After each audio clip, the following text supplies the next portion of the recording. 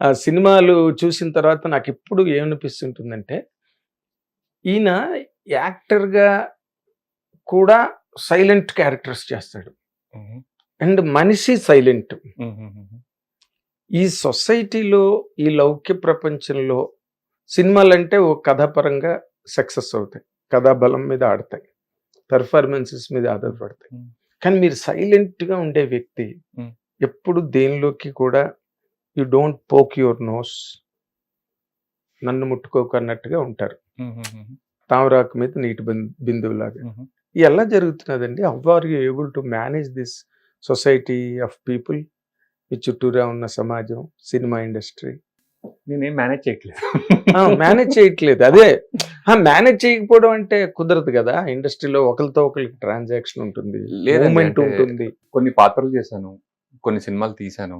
And వర్కే మన గురించి అంటే మన విజిటింగ్ కార్డ్ అంటే మన వర్కే కదా! దాని గురించి మళ్ళీ మాట్లాడుకోవడం గాని, లేకపోతే జనాలతో ఇంటరాక్ట్ చేయాల్సిన అవసరం లేదు బేసికల్లీ. హ్మ్. ఇప్పుడు ఎవరి దగ్గరికన్నా కథ చెప్పడానికి వెళ్ళాననుకోండి. హ్మ్. కథ బావుండాలి.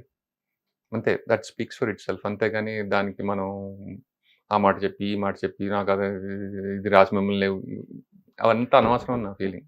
అండ్ అన్నిటికన్నా most efficient way of communicating is your work అని నా ఫీలింగ్. ఓకే.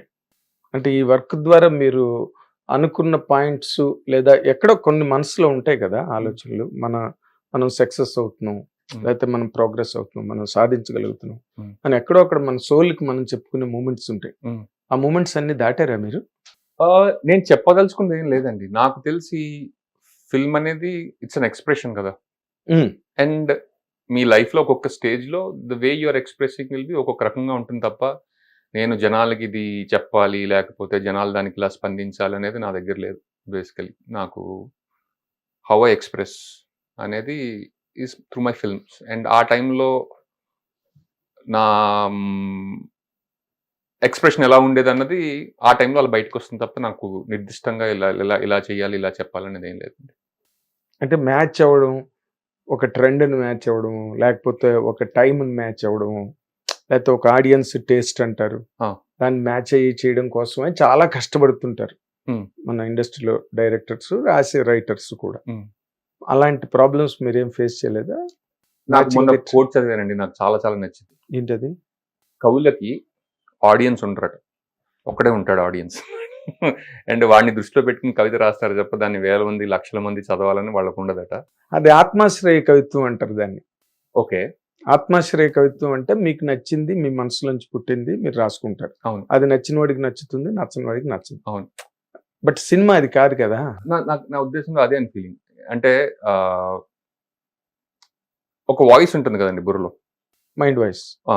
హ్మ్. అంటే ఇప్పుడు ఒక సీన్ రాస్తున్నప్పుడు అందులో ఇద్దరు క్యారెక్టర్స్ ఉంటే, ఆ 2 వాయిస్‌లు మీ బ్రెయిన్‌లో ప్లే అవుతుంటాయి. హ్మ్. దానికి ఒక్కదానికే మనం రెస్పాండ్ అవుతున్నాం తప్ప, దాని ఎండ్ గోల్ లేదా ఎంతమంది మనసుల్లో ప్లే అవ్వాలన్న దానికి కాన్షియస్‌గా మన ఎఫర్ట్ పెట్టట్లే. కాపోతే కనెక్షన్ ఎప్పుడవుతుందంటే, మీరు జడ్జ్‌మెంటల్‌గా లేకుండా లైక్ జనాలు అంటే మనోభావాలు అంటే వాళ్ళ మనసు ఎటెళ్తోంది అన్నదాన్ని కంప్లీట్ గౌరవం ఇస్తూ దాన్ని మీరు అర్థం చేసుకుంటే ఆటోమేటికల్లీ దాంతో సింక్‌గా అవుతుంది తప్ప, అంతేగాని దానికోసం రిసర్చ్ చేసి ఈరోజు నేను థియేటర్ దగ్గరికెళ్ళి నుంచొని ఇక్కడ ఇలా అవుతున్నారు, ఇక్కడ ఇలా అవుతున్నారు అదంతా నాకు తెలిసి అది వర్కౌట్ అవ్వదని నా ఫీలింగ్. వర్కౌటే కాదు అది చెత్త ప్రాసెస్. నిజంగా వర్కౌట్ అయినా కూడా చాలా బోరింగ్ ప్రాసెస్ అది. ఆర్టిస్టులు చేయాల్సిన పనే కాదని నా నమ్మకం. ఆర్టిస్ట్‌గా అయితే ఒక పద్ధతిలేండి. మీరు చెప్పింది కరెక్టే. రైటరు, డైరెక్టరు ఏది రాస్తారో, ఏది తీస్తారో దాంట్లో యాక్టర్ డైరెక్టర్ ఎళ్ళిపోతాడు. కూడా ఆర్టిస్టేనా? ఆర్టిస్ట్ అంటే ఆర్ట్ ఓకే. ప్రాక్టీస్ ఐ చేస్తున్నారు. అండర్‌స్టాండ్. ఆర్టిస్ట్ డైరెక్టరు సమాజ అవగాహన, లేకపోతే సమాజం మీద ఒక పరిశీలన ఇవన్నీ ఉండాలంటారు. నిజ జీవితంలో కొన్ని క్యారెక్టర్‌లు తీసుకొని, వాటిని అప్లికబుల్‌గా తయారు చేసి రాయడం. ఇలాంటివన్నీ రావా?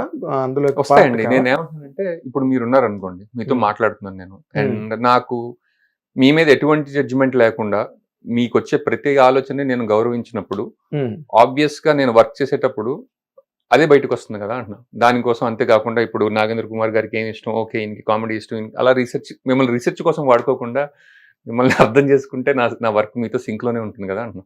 అంటే మరి జర్నలిస్ట్‌లకి, సొసైటీకి చాలా తేడా ఉంది కదండీ! ఇప్పుడు మీరే మీరంటే మీరు కాదు సార్, ఆఫ్ కోర్స్ ఎవరన్నా సరే. నా ఎదురుగుండా ఇందాక కవన్న ఏ ఒక్కడైతే అది మీరే అని ఇప్పుడు చెప్తున్నాను తప్ప మీరని కాదు నా ఉద్దేశం.